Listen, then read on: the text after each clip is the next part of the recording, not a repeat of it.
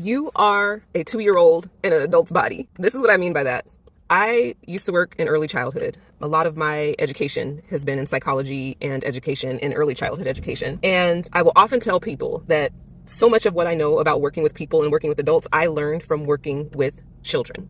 And I get mixed responses from that. But a lot of what I mean is that our basic human needs continue to be our basic human needs, regardless of what age we are.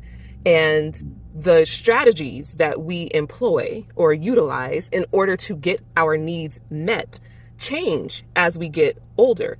They often get a little more sophisticated.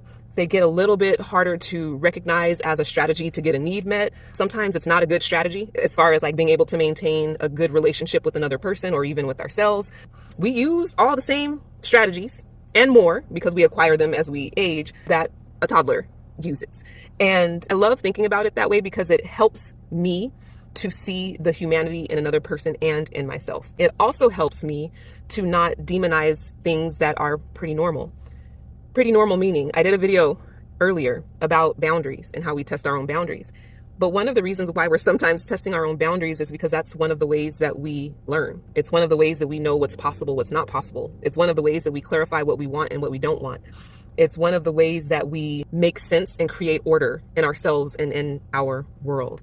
And someone pushing or pressing or challenging a boundary, whether it's you challenging yourself or someone else challenging you or you challenging someone else, it isn't inherently, a lot of the time, I don't think it's inherently bad, wrong, or even malicious. It is a strategy that has been used and been successful to meet a need and maybe hasn't been examined, or maybe has been examined but not fully because we're constantly learning. We're constantly, there's levels to things, right?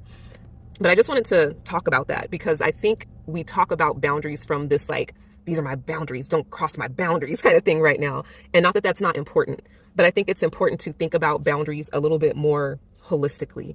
We have them for a reason. We push them for a reason. We bypass them for reasons. It's not always bad. It's not always intentional. It's not always malicious. That's not saying you just have to accept someone crossing your boundaries, even if you're the one who's doing it, but just context and thinking about it as if so many people are doing it, it's probably because it serves a purpose and it maybe is something just kind of a natural thing that humans do. So that was my thought.